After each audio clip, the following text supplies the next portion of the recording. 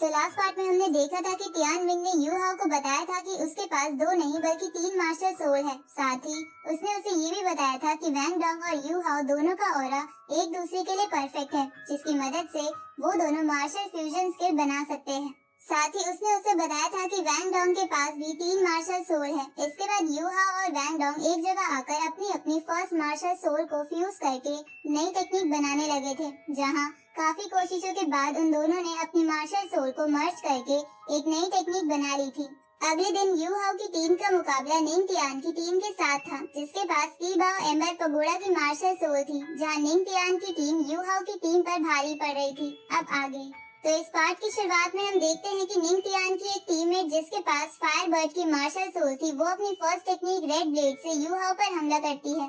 लेकिन सही समय पर जियाओ अपनी first soul technique furnace shock की मदद से यू हाओ को बचा लेती है, पर इतने में वो लड़की हार नहीं मानती और वापस से यू हाओ पर हमला करने के लिए आ जाती है। तो यू हाओ अपनी स्पिरिट आई की पावर की मदद से उससे बचने लगता है। इधर निंग टियान की टीचर उन सबको देख के अपने मन में सोच रही थी कि यू हाओ की टीम का मेन एक्टर वैंग डोंग वू फैंग के साथ 1-to-1 बैटल कर रहा है, जबकि वू फैंग को निंग टियान का सपोर्ट भी मिल रहा है। लेकिन यू हाओ फाइट में बिजी है, इसलिए वो वैंग डोंग को सपोर्ट नहीं कर पाएगा, जिसके कारण हमारी टीम आसानी से जीत जाएगी।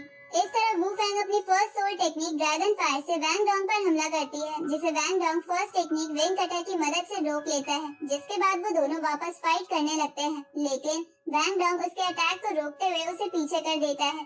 तो ये देखकर वू फैंग अपने मन में सोचने लगती है कि ऐसा लगता है वैंग डोंग को पहले से मेरे अटैक के बारे में पता चल जाता है, वरना वो मेरे अटैक से हर बार कैसे बच रहा है, जबकि मुझे की बाओ एम्बर पगोड़ा का सपोर्ट भी मिला हुआ है। इधर उसकी टीचर को भी कुछ समझ नहीं आ रहा था। तभी उसकी नजर यू हाओ पर जाती है और उसे समझ आ जाता है कि शुरुआत से यू हाओ वैंग डोंग को सपोर्ट कर रहा था, लेकिन उसे समझ नहीं आता कि यू हाओ ऐसा कैसे कर पा रहा है, जबकि उसके पास तो बस 10 साल पुरानी सोल रिंग है।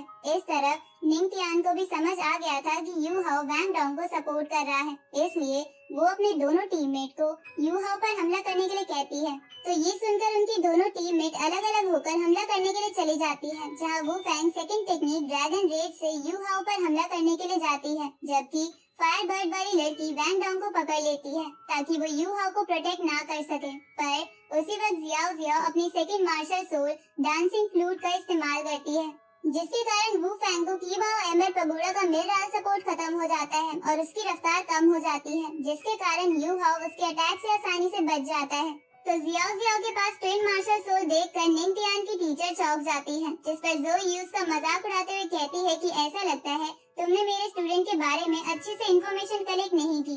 इधर निंग टियान अपने मन में सोचने लगती है कि इस लड़की ने यू हाओ को बचाने के लिए अपनी ट्विन मार्शल सोल वाली आइडेंटिटी को एक्सपोज कर दिया। इसका मतलब इनकी टीम का मेन कोर यू हाओ ही है, इसलिए हमें उसे हराने पर फोकस करना चाहिए। अब इतना कहकर वो अपने सेकंड टेक्निक का इस्तेमाल करता है, जिसके कारण उसके दोनों टीममेट की स्पीड दोबारा बहुत ज्यादा बढ़ जाती है। इसके बाद वू फैंग यू हाओ पर हमला कर देती है, लेकिन तभी वैंग डोंग वहां आकर वू फैंग को पीछे फेंक देता है। तो ये देखकर निंग टियान उस लड़की से कहता है कि तुम वैंग डोंग को पकड़ के क्यों नहीं रख पाई। इस पर उसकी टीममेट कहती है कि उस फ्लूट की आवाज से मेरी पावर कम हो गई थी, जिसके कारण वैंग डोंग आजाद हो गया। इसके बाद वो वू फैंग से कहता है कि तुम वैंग डोंग को संभालो और उसे यू हाओ की मदद मत करने देना। अब इतना कहकर वो अपनी थर्ड सोल टेक्निक से वू फैंग को पावर देने लगता है। इसके बाद वो ड्रैगन फायर से वैंग डोंग पर हमला कर देती है, जिससे वो इधर उधर भागकर बचने लगता है। तो वैंग डोंग को बिजी देखकर निंग टियान अपनी दूसरी टीममेट को यू हाओ पर हमला करने के लिए कहता है, जिसको सुनकर वो यू हाओ पर हमला करने चली जाती है, जहां वो अपनी सेकंड टेक्निक रेड कटर का इस्तेमाल करती है। तो ये देखकर जियाओ अपने फर्नेस से यू हाओ को प्रोटेक्ट करने की कोशिश करती है, लेकिन उस लड़की का अटैक अपनी डायरेक्शन को चेंज करके पीछे से यू हाओ की तरफ बढ़ने लगता है।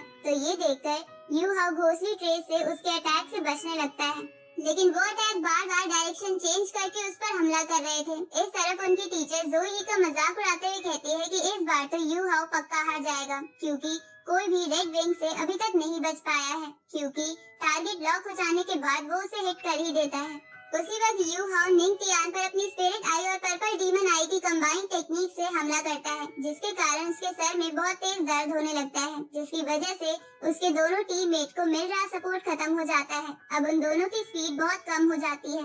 तो ये देखकर यूहाओ वैंग डॉन्ग को जल्दी से उन दोनों पर काउंटर अटैक करने को कहता है, जिसको सुनकर वैंग डॉन्ग अपनी second soul technique butterfly goddess light से उन दोनों पर हमला कर देता है, जिसके कारण वो दोनों इंजर्ड हो जाते हैं।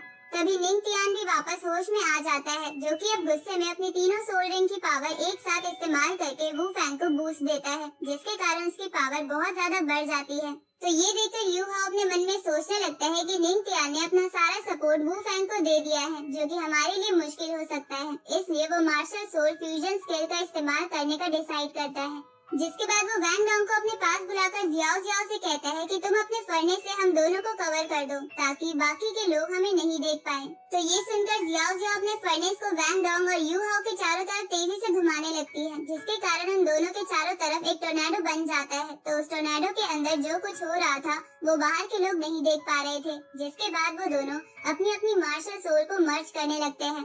तभी वू फैंग अपनी सेकंड टेक्निक से यूहाओ के ऊपर हमला कर देती है, जिसे जियाओ जियाओ बीच में आकर रोकने की कोशिश करती है, लेकिन उसी वक्त एक अटैक बहुत तेजी से जाकर निंग तियान को लगता है, जिसकी वजह से वो बेहोश हो जाता है और वू फैंग की रफ्तार भी कम हो जाती है, जिसको देखकर जियाओ जियाओ उसे अपने अटैक से पीछे कर देती है। तो ये देखकर उनकी टीचर गुस्से में कहने लगती है कि आखिर अभी अभी इन्होंने कौन सा अटैक इस्तेमाल किया, जिस पर ज़ोई उसका मजाक उड़ाते हुए कहती है कि मेरी क्लास के स्टूडेंट सबसे बेस्ट हैं, जिनके सामने तुम्हारे स्टूडेंट कुछ भी नहीं। उसी वक्त एग्जामिनर यूहाओ की टीम को विनर अनाउंस कर देती है। अगले सीन में हम देखते हैं कि वो तीनों एरेना से बाहर जा रहे थे, जहाँ जियाओ जियाओ से पूछती है कि आखिर तुम दोनों ने कौन सी स्किल का यूज किया था, जिसको सुनकर वो दोनों मुस्कुराने लगते हैं। तभी वहाँ ज़ोई आकर वैंग डॉन्ग और यूहाओ को उसके ऑफिस में चलने को कहती है। दूसरी तरफ हम निंग तियान और उसके टीममेट्स को देखते हैं, जहाँ वू फैंग गुस्से में कह रही थी कि आखिर उन तीनों ने तुम्हें इतनी बुरी तरीके से इंजर्ड कैसे कर दिया। हमें अपनी फैमिली के पावर का इस्तेमाल करके उन दोनों को स्कूल से बाहर निकलवा देना चाहिए। इस पर निंग तियान उसे कहता है कि शायद तुम भूल रही हो, ये श्रेक अकेडमी है, जहाँ कोई कितने भी बड़े बैकग्राउंड से हो, सबको रूल फॉलो करना पड़ता है, इसलिए हम अपने तरीके से उससे इसका बदला लेंगे। अगले सीन में हम यूहाओ और वैंग डॉन्ग को देखते हैं, जो कि ज़ोई के ऑफिस में ज़ोई का वेट कर रहे थे। तभी वैंग डॉन्ग कहता है कि टीचर ने बोला कि वो कुछ इन्फॉर्मेशन पता करने के लिए जा रही है, लेकिन इतनी देर हो गई है तो टीचर कब तक वापस आएंगी। जिस पर यूहाओ उसे कहता है कि क्यों ना हम उतनी देर में अपना सोल पावर रिकवर कर ले। अब वो दोनों वहीं बैठकर अपनी सोल पावर को रिकवर करने लगते हैं, जहाँ उनके ऐसा करते करते दिन से रात हो जाती है। तभी हम देखते हैं कि ज़ोई भी रूम में आ गई थी, जिसके बाद वो उन दोनों के जागने का वेट करने लगती है। कुछ देर बाद वो दोनों भी अपने कल्टीवेशन से उठ जाते हैं, जहाँ वो ज़ोई को वेट करता देख जल्दी से खड़े होकर उनसे वेट करवाने के लिए माफी मांगते हैं। इसके बाद ज़ोई उन दोनों को बताने लगती है कि मैंने मार्शल फ्यूजन स्किल के बारे में पढ़ा है और मुझे पता चला कि जितनी मार्शल सोल परफेक्ट होती है, उनकी पावर उतनी ज्यादा होती है। लेकिन मैं पहली बार ऐसा देख रही हूँ जहाँ किसी की मार्शल सोल 100% मैच कर रही हो। साथ ही इस कारण से तुम दोनों की कल्टीवेशन स्पीड भी बढ़ चुकी है। उसी वक्त यूहाओ कहने लगता है कि आज बैटल में हम अपनी मार्शल फ्यूजन स्किल का इस्तेमाल नहीं कर पाए, क्योंकि हम पैनिक हो गए थे और हमने बस हम दोनों की सोल पावर को कंबाइन करके अपनी अपनी पावर बढ़ा ली, जिसके बाद मैं अपने स्पिरिट शॉक के इस्तेमाल से निंग तियान को हरा पाया। तो ये सुनकर ज़ोई चौंकते हुए कहती है कि क्या सच में तुम दोनों अपनी सोल पावर को कंबाइन करके किसी भी टेक्निक की पावर को बढ़ा सकते हो। साथ ही वो कहने लगती है कि तुम दोनों की फ्यूजन स्किल सच में मिस्टीरियस है और मैं ये सोचकर हैरान हूँ कि एक बार तुम दोनों लेवल 70 पहुँच गए तो तुम दोनों की कंबाइन स्किल कितनी ज्यादा खतरनाक हो जाएगी। इसके बाद वो दोनों वापस अपने रूम की तरफ जाने लगते हैं। अगले सीन में हम एरेना का सीन देखते हैं, जहाँ एग्जाम में यूहाओ की टीम का मुकाबला एक और टीम के साथ था, जहाँ दोनों टीम एरेना के बीच में आ गई थी। इस तरफ दोनों क्लास के टीचर भी ऊपर से उन दोनों टीम्स को देख रहे थे। तभी वहाँ श्रेक अकेडमी का एक एल्डर, जिसका नाम एल्डर जुआन था, वो आ जाता है, जिसको देखकर ज़ोई और दूसरा टीचर उसे ग्रीट करते हैं। तभी एल्डर जुआन कहने लगता है कि मैंने सुना है कि तुम्हारे स्टूडेंट बहुत ज्यादा हार्ड ट्रेनिंग करते हैं। इस पर ज़ोई जवाब देती है कि मेरा मानना है कि हार्ड ट्रेनिंग टैलेंट से ज्यादा असरदार होती है। इस पर एल्डर जुआन उसे कहता है कि अगर तुमने इनर गेट का टीचर बनने का अप्रूवल एक्सेप्ट कर लिया होता तो आज तुम्हारे स्टूडेंट कम से कम ग्रेड सोल एंड मास्टर के लेवल पर होते, लेकिन तुमने बेवकूफी करके आउटर गेट के स्टूडेंट को पढ़ाने का डिसाइड किया। इस पर ज़ोई उसे कुछ नहीं कहती और वापस एरेना की तरफ देखने लगती है, जहाँ दूसरी क्लास का टीचर ज़ोई से पूछता है कि आखिर तुमने इनर गेट का टीचर बनने का इनवाइट क्यों एक्सेप्ट नहीं किया था। इस पर ज़ोई उसे कहती है कि श्रेक अकेडमी टैलेंटेड स्टूडेंट के कारण ही फेमस है लेकिन मेरे लिए टैलेंटेड स्टूडेंट और जिनके पास हाई लेवल की ब्लड लाइन है, उनको ग्रेट सोल एंड मास्टर तक ट्रेन करने से कहीं ज्यादा अच्छा नॉर्मल स्टूडेंट को ट्रेनिंग करके पावरफुल बनाना ज्यादा मायने रखता है। इसलिए मैं आउटर गेट में ही रहना पसंद करती हूँ। इस पर वो टीचर कहता है कि तुम्हारी यही सोच मुझे बहुत अच्छी लगती है और मुझे यकीन है कि तुम्हारी क्लास के स्टूडेंट फ्यूचर में जरूर बहुत बड़ी अचीवमेंट को हासिल करेंगे। अब इधर दोनों टीम के बीच बैटल स्टार्ट करने की अनाउंसमेंट होती है और इसी के साथ ये पार्ट भी यहीं पर खत्म हो जाता है।